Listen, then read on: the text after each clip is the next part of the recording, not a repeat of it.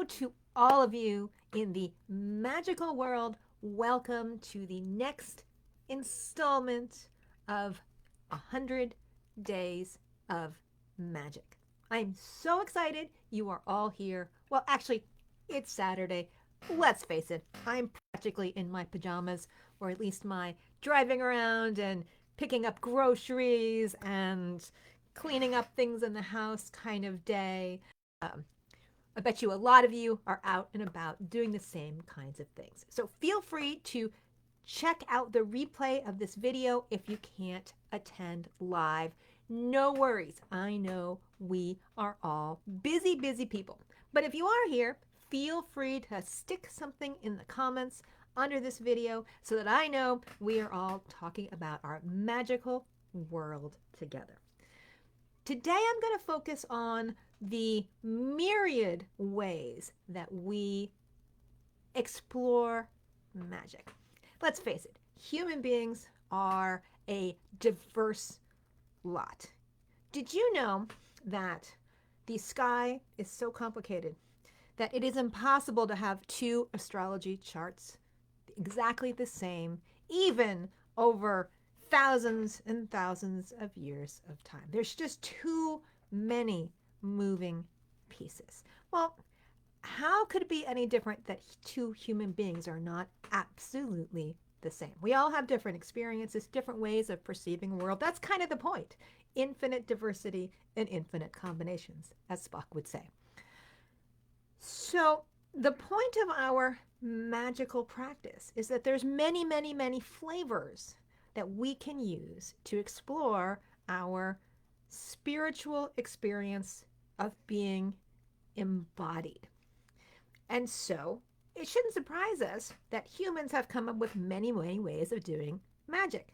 Now, in this term of using magic, I'm using it more as an umbrella term that captures the essence of what it means to live co-creatively, bring spirit down into physical manifestation, consciously bringing spirit down into physical manifestation. So, of course, there are as many ways to consider this process as there are humans, because we are all coming at it from our own unique perspectives. So, to me, I include any kind of practice that touches on a metaphysical level, a parapsychological level, something that is beyond the physical and the confines of just our own personal ego-centered experience. So for that, in the worlds of magic as subcategories, I would include all kinds of things that let us work with the vertical dimension directly, like tarot and Kabbalah and meditation and dreamwork. I'd also include anything that allows us to explore how the polarities of our experience move from one side to the other, like astrology is the really big one. But not just astrology, anything else that can teach us how to understand the subtle influences of different moments in time, understand how to paint with the archetypes of the cosmos. We could also put into magic divination. We could put thought work. We could put hypnosis. Thought work and hypnosis once upon a time would have been integral concepts associated with magic. We might associate them more with psychology today, but learning how to open the subconscious mind has always, always, always been a big part of the craft of the priest and the priestess, the healers among us. Speaking of healing, we have the shamanic disciplines that work with those altered states, and as well as healing, hands-on healing, acupuncture, massage, any kind of energy work, Reiki, all of that falls into the realm of magic. Now, if I turn around and look at my bookshelf, most of this back here falls in the realm of magic. All my astrology books, all of my books on magic and casting spells and rituals, which is what you might think of when you think of magic. But there's also astral projection and dream work and working with herbs if you're working with them on a level that goes beyond the physical. And a lot of our modern science, once upon a time, magic was considered a spirit science. It was a technology. If you understood the technology, you could learn how to work with your consciousness on deeper levels. Nowadays, we think of science over here and magic over there, or religion over there, and they're not supposed to go together. But quite frankly, anybody on the fringes of science where they recognize there's a couple big questions that they can't actually get to, like what happened before all this physical stuff? What happens beneath all of this physical stuff? How do we fit consciousness into the equation? Well, science at the bleeding edges is starting to have to deal with these kinds of questions. And you can't appreciate the question of consciousness unless you are willing to go beyond the physical. And that is what the magical mindset has always done. It has gone beyond the physical. Okay? So, all of these different ways, whether it's divination, astrology, tarot, Kabbalah, Reiki, you name it, all of these are deeply interconnected. They have the same roots, so to speak. And once you understand the roots of this magical experience, once you have a framework to understand how it works, you can learn how to work with any of them. And so even though we might all come to magic through our different doors, at the end of the day, we are still working in the same one thing, as the alchemist would say, which is another part of magic, by the way. Alchemy, whole other science, spirit science that grew up out of the magical experience. We are all looking at it the same way. So when people come up to me and they say, well, what kind of magic do you do? I know they want me to say something like, oh, I'm a nature magician, or I'm a chaos magician, or I'm a traditional magician, or something else like that. Just the same way that they come to you with, what kind of an astrologer are you? I am an evolutionary astrologer. I'm a traditional astrologer. I am a psychological astrologer. The list just keeps multiplying as people put little trademarks after them. They do the same thing in Reiki. I'm sure they do the same thing in different kinds of psychological practices. All of these flavors that make you feel like you have a sense of place. They're like languages. They can be useful. But at the end of the day, at the heart of them, they're all connected. So once you begin to learn different elements from different places, just like people who spend time outside of their country of origin, just like people who learn different languages from different places in the world, you realize that there are some similar things everything has in common. And if you can learn divination in one system, you can learn divination in another system. And once you pile on 3 or 4 of those systems, you're like, wow, I get it. I can drive any of these. So just like you learn how to drive one car, if you drove a couple of other cars, you realize, hey, I can drive any car. Oh, wait, maybe I could drive a truck. Or maybe I could drive a motorcycle. The principles are the same with slight tweaks and variations because you're still on the road, going forward, navigating your environment, as they say.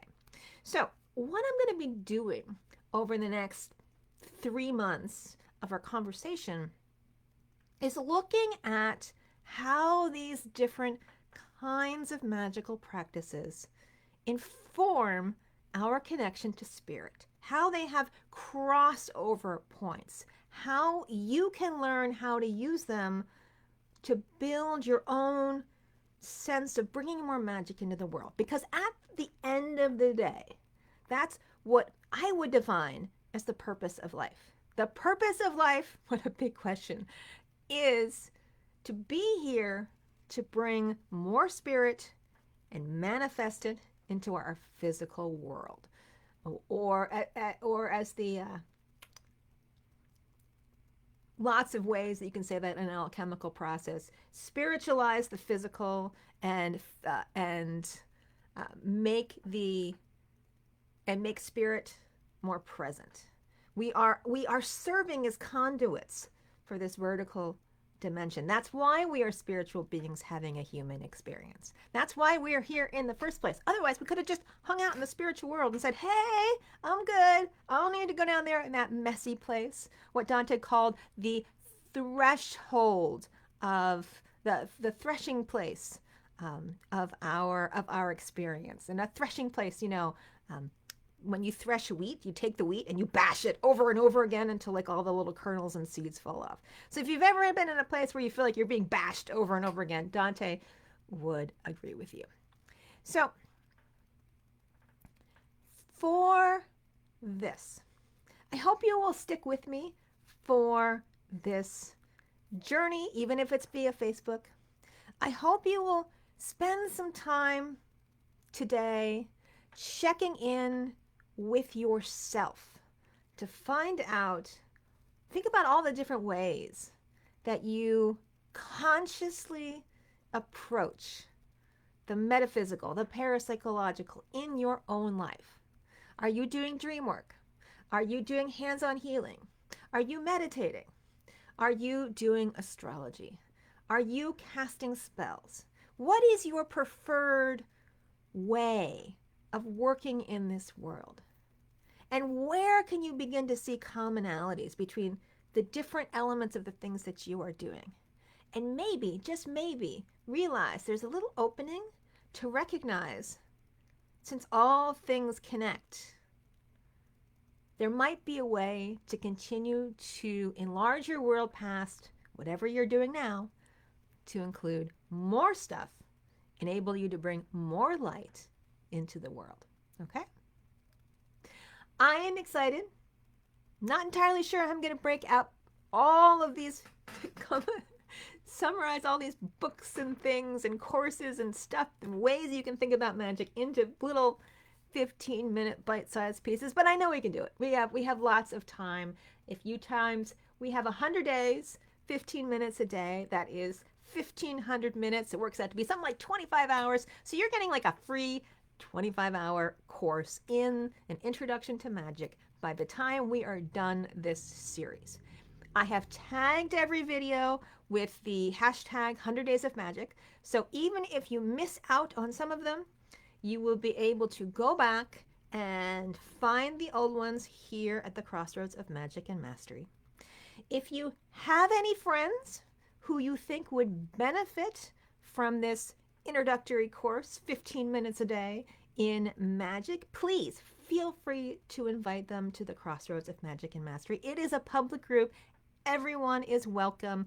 You can also share these videos on your own timelines, in your own groups. I am totally okay with that.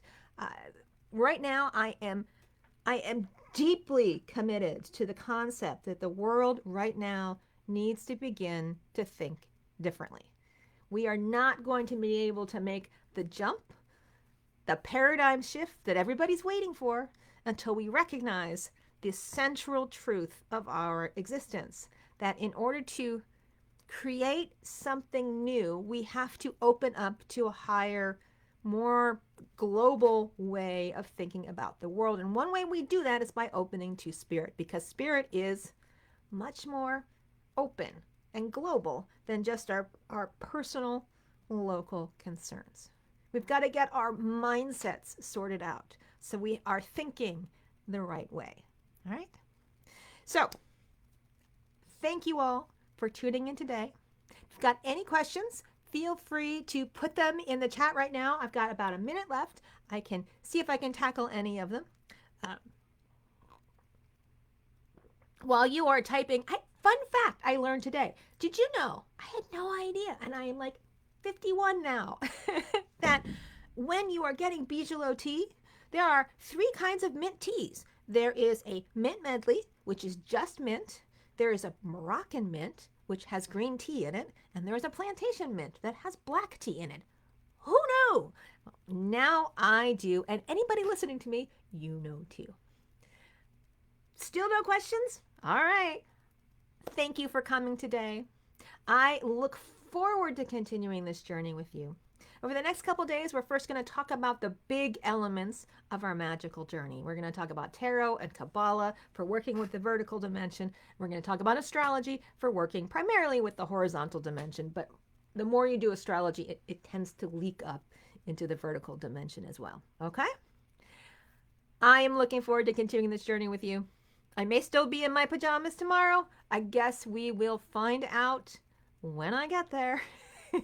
I'm going to go back to cleaning up my space. I hope you have a wonderful Saturday. And please, for your homework, spend a little bit of time thinking about all the ways you consciously bring magic into your life. All the practices that you already have. That's going to be your starting place for building a much broader understanding of your own life experience. Okay? Mwah! I look forward to seeing you all tomorrow. Please tune in, same time. I feel like same time, same bat channel, same time here in the Magic and Mastery Crossroads. Until the next time, mwah! Bye everybody.